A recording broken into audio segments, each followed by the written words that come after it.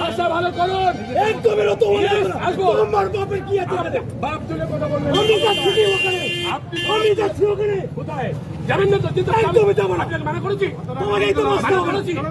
নেতাগিরি, নেতাই তো বিনা রসিদে জমা হচ্ছে, বেআইনি কাজ হচ্ছে। আপনি দেখবেন, ভাষাটা ভালো করে বলুন, ভালো ভাষা বলুন। আমি কি বলেছি আপনাকে? আমি থামেন, এই তো বাপের কি আছে? বাপ তুলে কথা বলছে। তুমি বাচ্চা থেকে আমি বলেছি।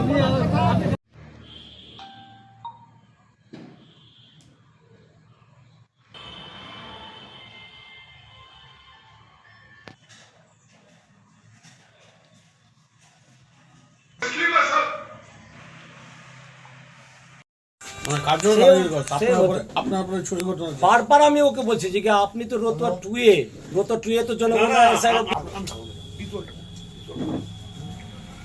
সবাই মিলে বসায় পালিত হবে, সকলকে নিয়ে আসতে হবে এবং যেভাবে প্রত্যেক বছর হচ্ছে সেই কিরকম ভাবে আবার এবারও সে অনুষ্ঠান জাঁকজমকভাবে হবে, ব্যান্ড পার্টি থাকবে এবং মাইক যেমনি থাকবে প্রত্যেক বছর থাকে।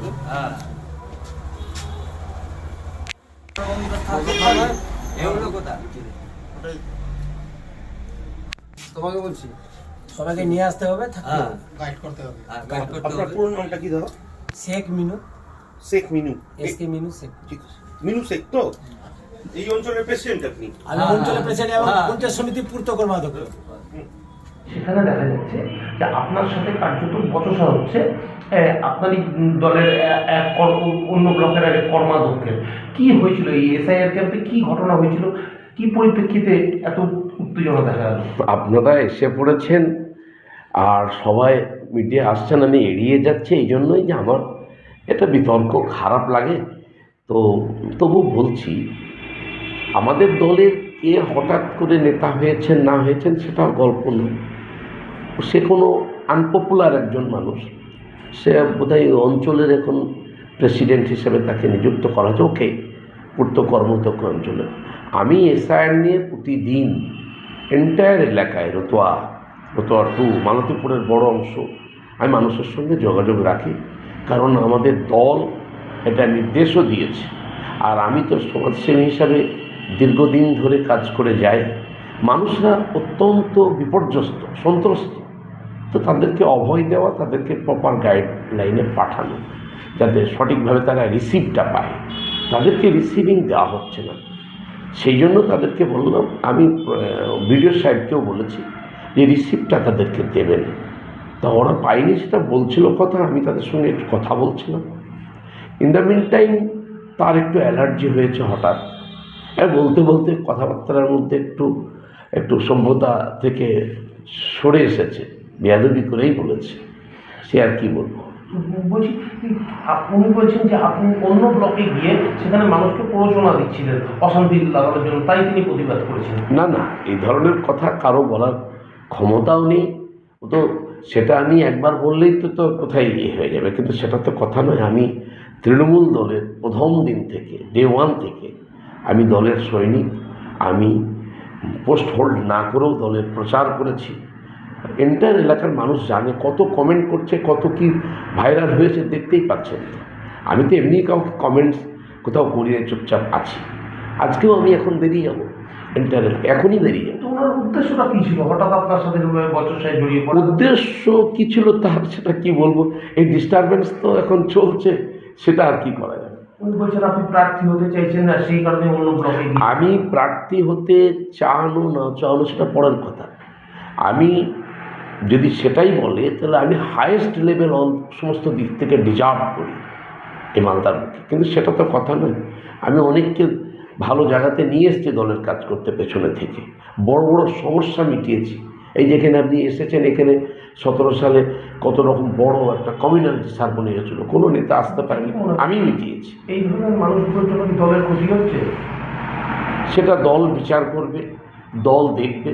ডিসিপ্লিনারি একটা টিম আছে, এগুলো বাইরে অন্য দল একটা সুযোগ নিচ্ছে, বাজে কথা বলছে অনেক অন্যায়ের জন্য। সেগুলো তো আমি এখনই কিছু বলতে পারবো না। বলছি আপনি দলের উপর মহলে জানিয়েছেন গোটা ঘটনা আপনাদের সাথে? এইসব টোটাফোটা ঘটনা কি বলবো, উপর মহলে যা দলকে এখন বিব্রত করব?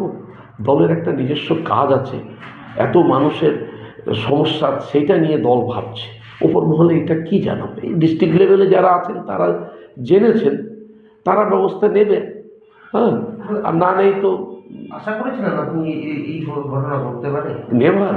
আমাকে এইভাবে কথা আজ পর্যন্ত মালদার বুকে কোনো ভালো নেতাও বলতে পারেনি, কেউ বলেনি। এই কি সে আর কি বলে?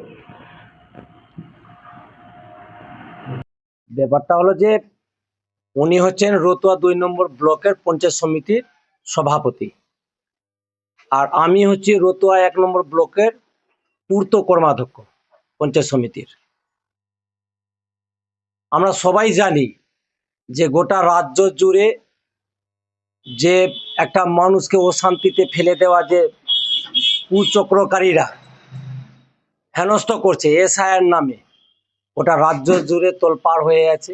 কাগজপত্র থেকে শুরু করে মানুষের হয়রানির শেষ নেই।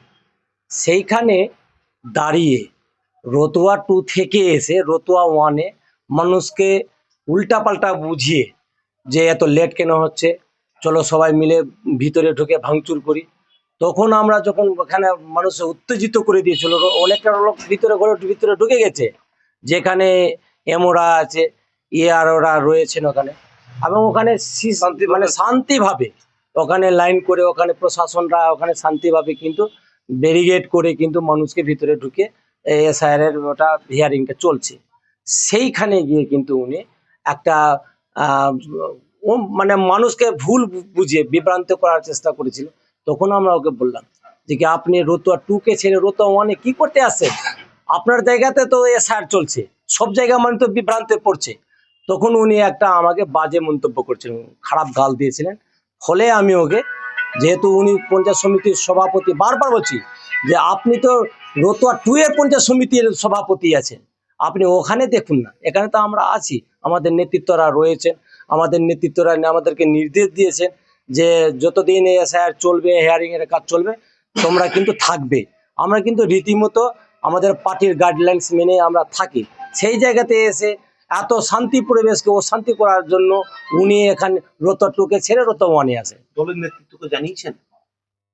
না, এত বড় মানে ওই রকমের বড় ব্যাপার নাই যে কি দলের নেতৃত্বকে জানাবো, যে ওই রকমের কোনো আসেনি। আমরা ওখানে লোকাল নেতৃত্বরা ছিলেন ওখানে, আমাদের পঞ্চায়েত সমিতির ওখানে সভাপতি যিনি, তার প্রতিনিধি ছিলেন, উনি আমার সাথেই ছিলেন ওখানে। সবাই যে আমরা পঞ্চায়েত সমিতির সদস্যরা যারা রয়েছি, আমরা উদ্দেশ্যটা কি ছিল ওনার? ওনার উদ্দেশ্যটা তো বারে বারে রতুয়া 1-এ আসছেন, তো মনে হয় যে উনি নাকি শুনছি যে আগামী 26-এ নির্বাচনে নাকি উনি ক্যান্ডিডেট হওয়ার একটা নতুন মুখে এরকমের একটা ব্যাপারটা আছে। আমি ঠিক মতো বলতে পারছি না, না তো একটা ও বারে বারে আসবে কিনা রতুয়া 2-কে ছেড়ে রতুয়া 1-এ। না না না, আমার কথা শুনেন, উনি হচ্ছেন রতুয়া 2 নম্বর ব্লকের পঞ্চায়েত সমিতির সভাপতি, আর আমি হচ্ছি রতুয়া 1 নম্বর পঞ্চায়েত সমিতির পূর্ত কর্মাধ্যক্ষ। যেহেতু আমি ওনাকে বারে বারে বলছি যে আপনি রতুয়া 2-কে ছেড়ে রতুয়া 1-এ মানুষকে বিভ্রান্ত করার জন্য কেন আসেন? এখানে আমাদের তো নেতৃত্বরা রয়েছেন, আমরা তো রয়েছি, আপনি আপনার জায়গাটাতে দেখুন না। এখানে মানুষকে ভুল বুঝাচ্ছিল, বিভ্রান্ত করার চেষ্টা করাচ্ছিল, যেখানে লেট কেন হচ্ছে, আমরা চলো সবাই মিলে ঢুকে গিয়ে ওখানে ভাঙচুরটা করি, তাহলে বিভ্রান্ত করার চেষ্টা করছিল। দাদাগিরিও বলা যাবে না, হয়তো মানুষকে ভুল বুঝিয়ে বিভ্রান্ত করার চেষ্টা করছে, সেটাও হতে পারে। জড়িয়ে পড়ছে কি হবে না, কখনোই এই ধরনের জিনিস কাম্য নয়। কেননা সাম্প্রদায়িক দল বিজেপি এসআইআর নিয়ে মানুষকে যে হয়রানি করছে, মানুষের বিরুদ্ধে যে চক্রান্ত করছে, ভোট কাটার জন্য যে চক্রান্ত করছে, তার বিরুদ্ধে অভিষেক বন্দ্যোপাধ্যায় সেনাপতি আমাদের এবং আমাদের জননেত্রী মমতা বন্দ্যোপাধ্যায়ের নির্দেশে সর্বস্তরের নেতৃত্ব মানুষের সাথে, মানুষের পাশে আছে। এটাতে হ্যাঁ, একটু কথা কাটাকাটি অবশ্যই সেখানে যদি হয়ে থাকে, এই ধরনের জিনিস কাম্য নয়, সেটা আমরা আমাদের নিজেদের দলীয় লেভেলে আমরা বুঝে নেব। এই নিয়ে বিজেপি বা কংগ্রেস বা সিপিএমের আনন্দিত হওয়ার বা আহ্লাদিত হওয়ার কোনো কারণ নেই, কারণ এখানে কংগ্রেসও শূন্য, সিপিএমও শূন্য, আর বিজেপির যে বিধানসভার কথা বলছেন সেখানে বিজেপির পা ফেলার কোনো জমি নেই। গতকাল সামাজিক মাধ্যমে একটি ভিডিও দেখতে পাই, সেই ভিডিওতে আবার প্রমাণিত হলো তৃণমূল কংগ্রেস একটি বিশৃঙ্খল বর্বর দল, যার নেত্রী সরকারি কার্যক্রম বা জনসভায় দাঁড়িয়ে ভুলভাল কথা বলেন। তার নেতাদের কাছে কি আশা করবে? রতুয়া 1 নম্বর ব্লকের এসআইয়ের ক্যাম্পের চলাকালীন তার ক্যাম্পের সামনে তৃণমূল কংগ্রেসের 2 নেতা একে অপরকে বাপমা তুলে গালাগালি করছে, মারামারি করছে। এটা রতুয়া বিধানসভার 2 নম্বর ব্লক, রতুয়া 2 নম্বর ব্লকের একজন হচ্ছেন পঞ্চায়েত সমিতির সভাধিপতি, আর একজন হচ্ছেন 1 নম্বর ব্লকের পঞ্চায়েত সমিতির সদস্য। কেউ হচ্ছেন সভাপতির খুব কাছের লোক, কেউ হচ্ছেন এমএলএ এর কাছের লোক। এই তো হচ্ছে এদের গোষ্ঠীকন্দল। এরা একে অপরকে মানে না, বিশৃঙ্খল একটা দল। এটা রতুয়া বিধানসভায় এখন মারামারি লেগেছে একে অপরের ক্যান্ডিডেট হওয়ার জন্য, তাই এগুলো সব হচ্ছে গোষ্ঠীদ্বন্দ্ব।